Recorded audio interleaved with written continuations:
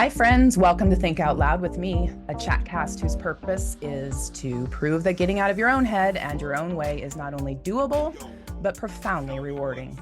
Start talking, start connecting, start exercising the universally accepted, irrevocable license to be curious, held by every single one of us, to engage others in constructive and enlightening communication, in connection, in community, in clarity. It may not be super obvious, but in thinking out loud with you, I'm living out loud with you in my own why, shedding light on many of my own dark corners to perhaps illuminate yours in the process. Learning and listening actively with appreciation for others, for their magic, their story, their place in the world, to inform my own choices in living well, because we do have a choice in all this, you guys. All of this beautiful, wonderful, messy, rewarding, hard, sometimes super hard, but beautifully dynamic life. This thing called life. Electric word, life. It means forever, and that's a mighty long time. But I'm here to tell you that there's something else. Whoa, Nelly. I have had to kick my mental fitness efforts up a notch in the last few days, my friends. Breathing through uniquely uncomfortable situations, being witness to some significant levels of human emotions, my own included, dynamics between players that let's just say I've been upping my solfeggio frequencies, my journaling, my breath work, my Zen is on 10. It's perfect timing then that I spend some time with today's guest. Joel Sellentine is exactly who I need to think out loud with today. Hey, Joel, tell my friends and folks who you are. My people need to know you, friend. Hey, what's up? I'm Joel. I'm just a dude that cares about doing good stuff with awesome people. So thanks for having me. Thank you, awesome dude. You are an awesome dude that I'm really glad I got a chance to cross paths with. You're sitting in Detroit, I'm sitting in Fort Collins, and before we came on, we're talking about the chance. We've never laid eyeballs on each other except digitally. I'd like to think we will. I'll give you a hug someday. Um, The best. It'll be the best hug. right? I Yeah. think it'll be awesome. And I need to meet your wife as well.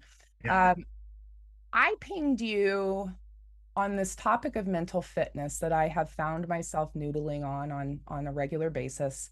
Um, Mental fitness being this concept of resiliency, this concept of humanness, our innate intelligence taking care of us, our own bodies and our minds connected to achieve a balance, and the type of work in a mental fitness plan that might have to be, undertaken includes, some actual exercises and actual, things that relate to the physical fitness realm of things are very much a part of what it means to have a mental fitness plan, Mhm. uh, to even have a concept of mental fitness.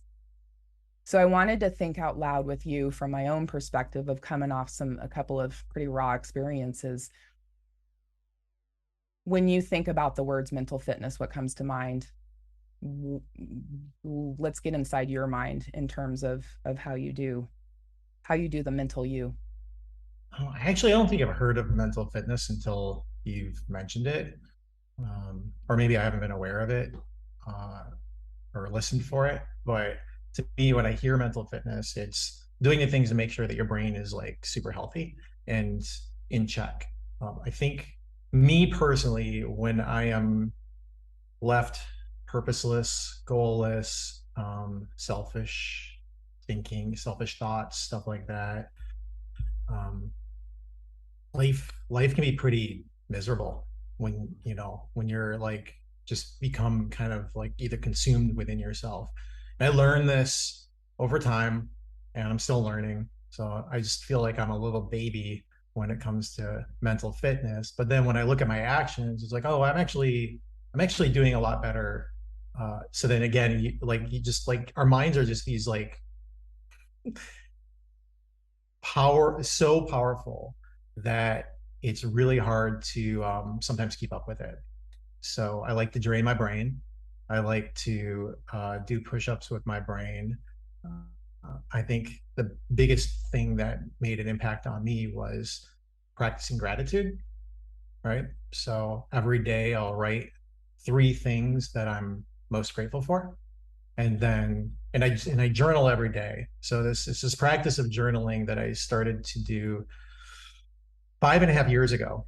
My wife, for Christmas, she gave me this little journal, and I have like stacks of them now on my desk here, but I've probably plowed through, I don't know, 15, 20 of them, something like that. Only this tiny, it was this tiny little leather, cute journal thing that she picked up somewhere, like a craft show type of a thing. And maybe 3 inches wide by 4 inches tall type of a deal. And she gave me that, and then this book called The One Thing by Gary Keller, and which is one of my it is the first book that I always recommend for people. If anyone ever asks, like, hey, what would you recommend? Like The One Thing by Gary Keller, like instantly. So I, at that time of my life, was in super workaholic mode. I was working around the clock, traveling, uh, way too much. And when I was home, I just wasn't really as present as I should have been as a husband and a father. And so I read this book, which is odd because I graduated with an English degree, and then I swore I would never read a book again. Like one of those, like, I'm never going to run because I ran track and cross country in college. Like, I'm never going to run again and screw this reading thing. And I just like put it off for well over a decade. I think it was like 15 years of not reading a book. And I was oddly proud of that. And now I'm not oddly very embarrassed by that, because what I did is I neglected my brain, my soul. I could have been better. I could have done better in those years. And I intentionally chose not to, which I think is interesting. So, anywho, so she gives me this book, and I actually read it. And I also, at the same time, chose to start journaling on a regular basis. And said, because in part of this book it's about, creating one habit and just doing one habit for 66 days in a row. And okay, so I'm like, well, what can I do every single day? I can at least journal. But what is journaling? I don't know. I'm just going to write some crap out of my head. And then as time has progressed, I've written, I don't even know, like tens of thousands of pages. I have no clue. A page or two a day over the course of a couple thousand days, it adds up to be a lot. And so as time has progressed in my mental, uh, what did you call it? Mental exercise, Mental exercise, mental fitness. mental fitness. Yeah. So my mental fitness, um, I've expanded on that. So I write on three things I'm grateful for every single day. Three things I'm grateful for. I write a mission statement, which now is a legacy of success, health, prosperity, and goodwill in perpetuity, which is my purpose. And then I just write out whatever's in my head. And maybe it's what happened yesterday. Maybe it's this great idea I have for the future. Maybe it's just how I'm feeling right now. Mm-hmm. Right. And that is one segment of now an entire morning routine that I do, and how I set myself up. So I think mental fitness is really about intentionally choosing to take time and work on being whole mentally, and not just for yourself, but for other people. And as the years have gone by now, I can see, by focusing on other people and also focusing on being healthy myself, that I'm actually able to positively impact people, sometimes in a very profound way, which is always mind blowing to me. Like, I can't believe someone actually thinks this or whatever, right? So it's been fun. So yeah, mental fitness, man, it's good stuff. It is good stuff. It's interesting because I think it's been around, the concept of, keeping good mental health. It's still in its infancy, just for all the reasons, the stigma, all of it. But to have any kind of concept that there should be more and more job application, under disabilities is anxiety and depression, is PTSD, is so we are bringing the mental into, and I guarantee you in answering a job application that most folks are saying, I prefer not to answer, or I don't have any of these disabilities, because we're still there's still a lot of questions around how somebody deals with oh, you've got anxiety, that's not something I understand, like, that is that manageable, so there's still a lot of questions around it. um and education and thinking out loud together to get to a place where we're also supporting others in our efforts. Yeah. Yeah. You said a few things that I want to like circle up on. Obviously, the one thing by Gary Keller I need to get my hands on. Um, and but what struck me is that you refer to that time and you look back on a time and you're able to have a relationship with a chapter of your life where you can say, I look back on it, I was not a good father, I didn't take care of my health, these things. There's an arrival that happens, a flip that happens. um, I think a lot of folks wonder about that flip and don't think that they have that flip in them, to that they'd ever be able to look back on a life and admit and Mm-hmm. own part own the parts that we didn't do well out Mm-hmm. loud, so that they can empower us moving forward. um Well, you I think, Go ahead. yeah, well, I just think I agree with you. I think accountability can be very difficult, but I think if, in order for most people and probably everybody to like improve and grow, you have to find problems. So if you find a problem, you understand where the problem is or what caused the problem or most likely caused the problem. And then if there's a solution for that, then you can fix that problem. You say, well, I was like this, and then I realized it was creating more problems in my life than good.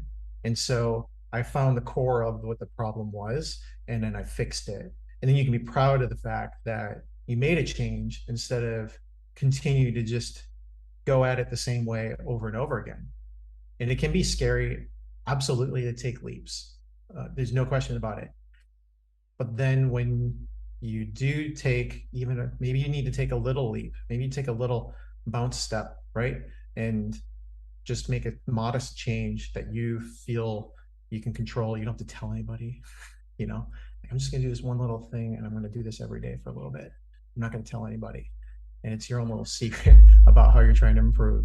And then when you do it and then you have a positive outcome from there, and you can look back and say, whoa, okay, I did that with this little thing. I wonder what would happen if I did it with like a little bigger, right? So it's okay to chip away at little things over time, because even the little things do make a difference. And I think about oftentimes about how, okay, so I was just in Yosemite last week.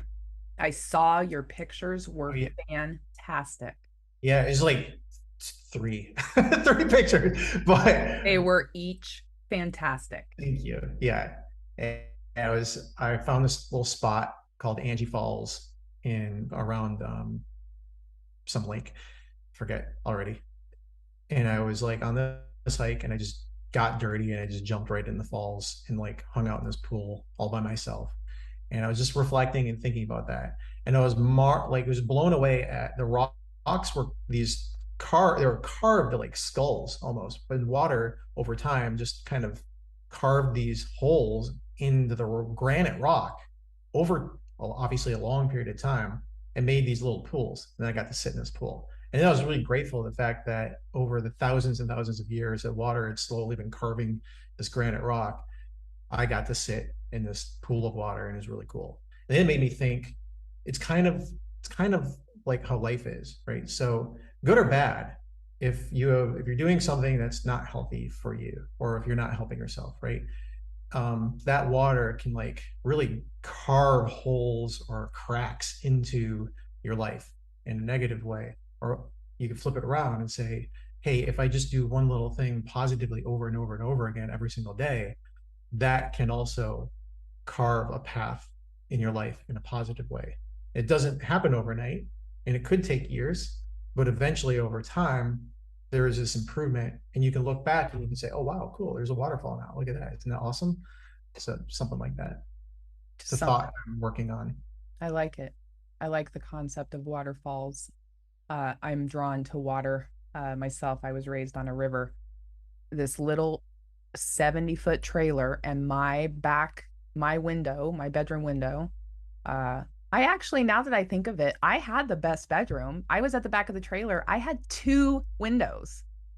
I had two windows. I'm just having this epiphany. I had the best bedroom in the world. The backyard was the Los Pinos, which is a little river that runs in southern Colorado from Bicito Reservoir down to Bayfield, runs through the middle of Bayfield and down to Ignacio and on down to New Mexico. Anyway, I grew up running up and down this river, and I was just there over the weekend and just saying hi to my brother. And I realized that yeah, the water has a significant part in my mental fitness. I Is it realized that this past weekend. this week?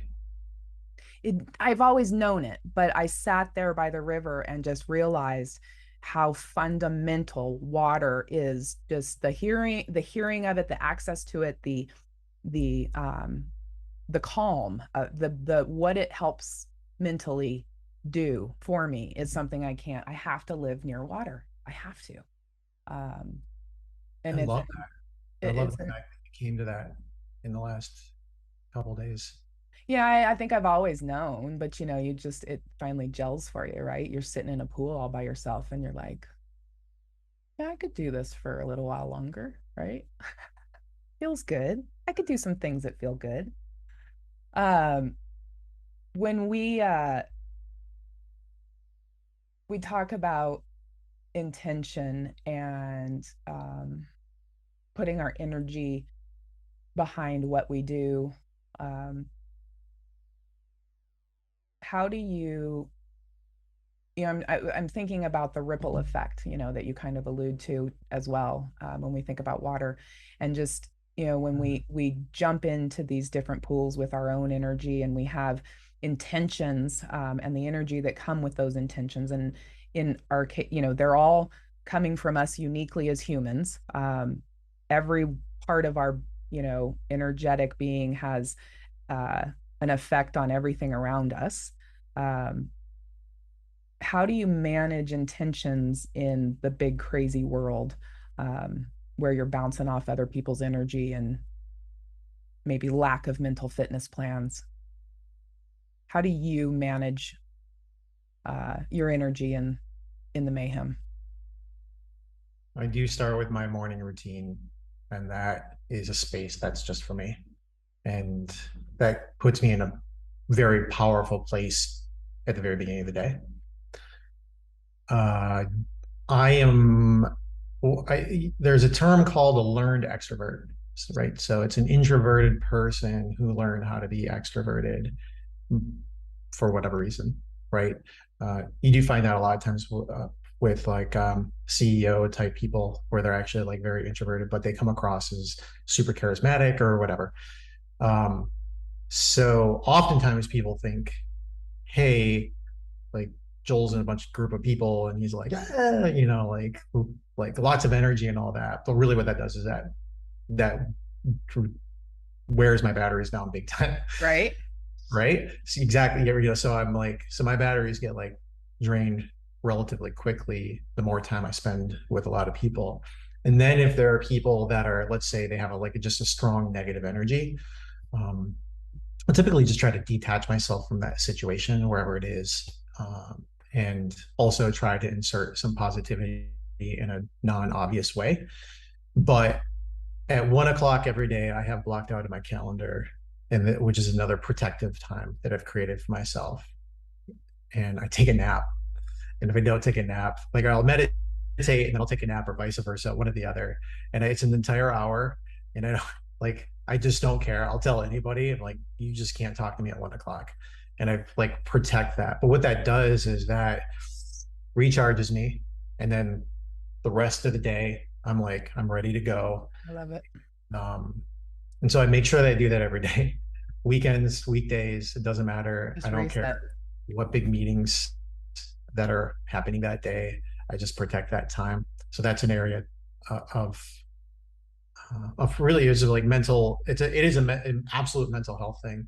And then I get way more done as a result of it from like work stuff Mm-hmm. or whatever.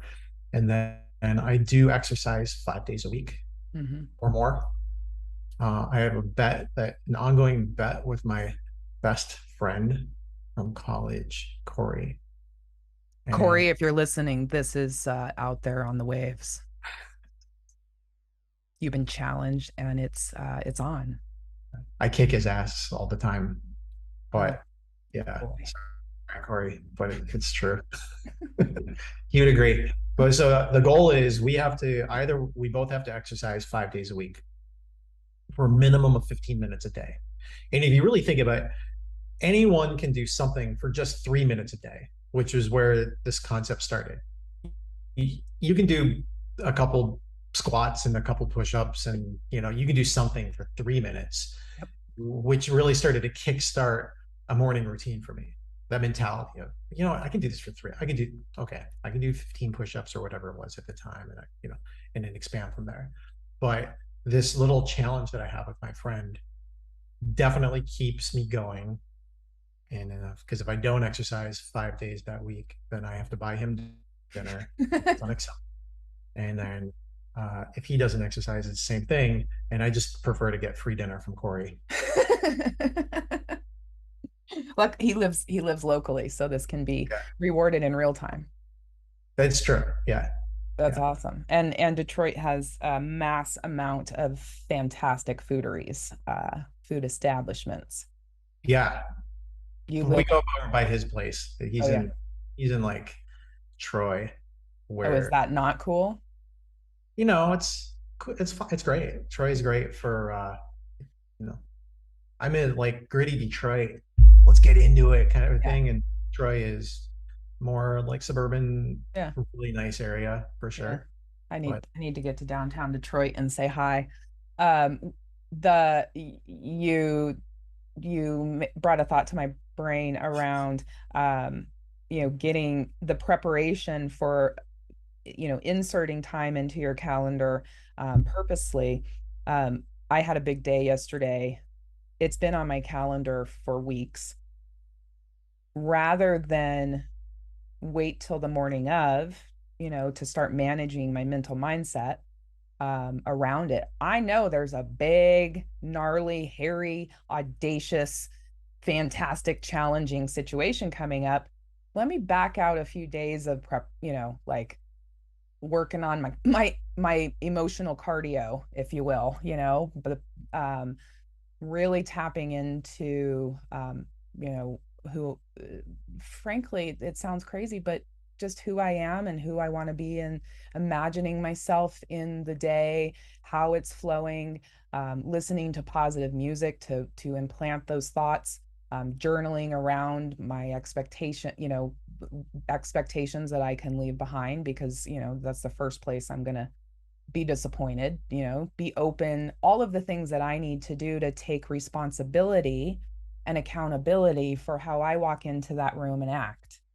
Um, that's a big deal to me, to be responsible for the energy we put out there, and to be accountable for um, how that accountable for the either the life force or the kind of dulling force that we can emit um, by just coming into contact with people, and the choices we have in, there's negative cyclones that peace on you. I don't need to get involved. There's no pencil I'm going to put in those spokes, right? right. Permission granted to just honk and proceed. But for those of us that are in this, the concept of being accountable for our emotions, how we talk about them, how we relate to them professionally, what space we give folks for their mental health. We're all still learning. Are people, fucking with the system and taking we've always fucked with the system. They were called floaters, in-house floaters. I need to take a mental health day. That's what it finally turned into. And then it kind of, it's growing. And so there's more discussion around what it means to be accountable for these emotions that we have, which I think leads to the possibility of superpowers. Because if we are aware of them, we can manage them. Yeah. I have a dear friend who passed away last year whose saying was, awareness is just the booby prize. It's what you do with it. Sure. Yeah. That's where the rewards are. What you do with the awareness of what you're not, you're not quite doing right, the things you want to change. Um, how how do you pass this on to your kiddos? How do you're setting an example with the way that you're living, infusing our kiddos with this whole, you and I have to come to this point of realization. We've come to these flips in the script, these turning points where it's like, okay, that's enough. I'm going to reset everything before I, lose it. Yeah. Trying to teach my 13-year-old and leading with example there. How do you interact with your own around, you know, the mental side of being a kid and growing up and all of that? Is that Oh gosh. Here we go. is Ugh. that a whole nother episode? Could be. Yeah. Um, First of all, I would just like to applaud you for some of the decisions that you made this year. And I think you made some really difficult decisions to focus on just your own awesomeness. And I am like grateful that I got to be a part of, I've known you for what, a year and a half now, maybe Maybe. two, something. I don't know. I don't Feels know. feels like years, but I I think know. it's right. Um, and to observe quietly your the path and the journey that you're on right now. I think it's so cool. I'm like really impressed with your balls to just like really get this thing out there. And I think you just need to keep doing it because this is your space that you're in right now. So high five on you. And your 13-year-old will one day look at you and say, wow, mom made some choices I didn't quite understand at that age, but I get it now. And um, they're going to look up to you pretty in a pretty remarkable way, I believe. I chose my family. I quit this like on paper. It was the best job ever. I got to stay in the Ritz Carltons. It was running this business that was doing remarkably well. And meanwhile, my family was slipping away a second time. And so that was a space where I'm like, I will not lose my family. And I chose to make a decision to just walk away from it. It was at the time, it was crazy. I was just telling my wife this yesterday.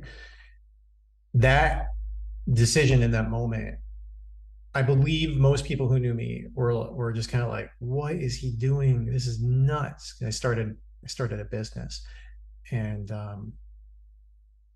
it ended up being certainly one of the best decisions I've ever made because I was able to create space for myself and kind of create a business around my total values and belief systems and so on, and do something that I'm like, I can't believe this happened type of a deal.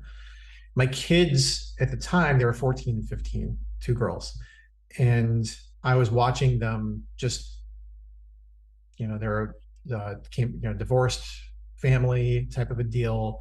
And at that time, I was like, psychologists, they're fine. And I will say one of the I've regretted a few things in my life, and one of the biggest things that I regret with my kids is I didn't put them through counseling aggressively after like a divorce, right? So, but I've communicated this with them now, and they got to watch me as getting closer to adulthood make massive changes to my life, and I'm still doing it years and years later, consistently, day in and day out, to a point where this is the only thing that they know about their dad. And there's this blip of something in the past of what he may have been like, but they were also teenagers, and it's already becoming very blurry to Yeah. them.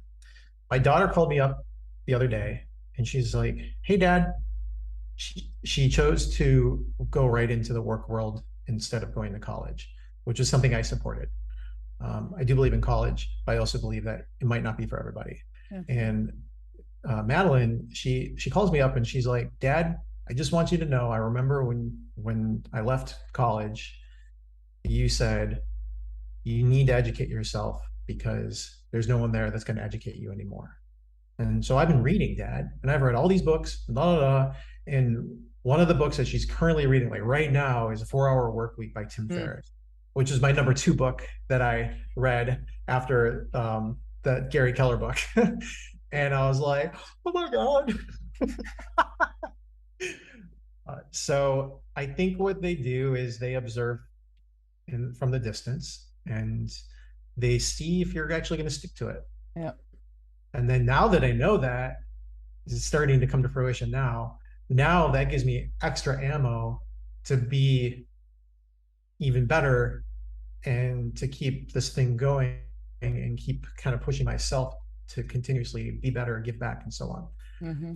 So it's an interesting feedback loop that I'm currently in right now. It's an energetic arm link.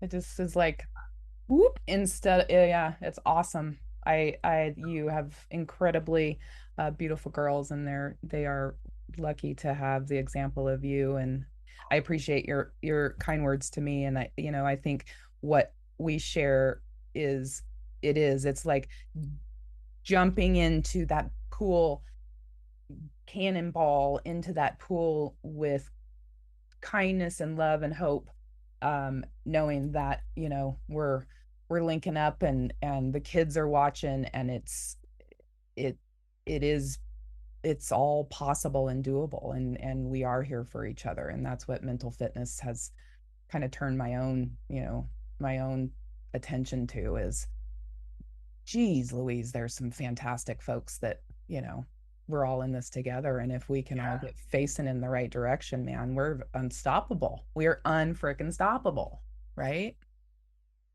We really are. Our brains are just like this. Our brains oftentimes can limit us, but when you take off the limitations, take off the handcuffs, and stretch yourself and think about, okay, normal people do whatever, fill in the blank. Mm-hmm. I'm going to be abnormal in a positive way, and I'm going to do something that far exceeds what normal people would do.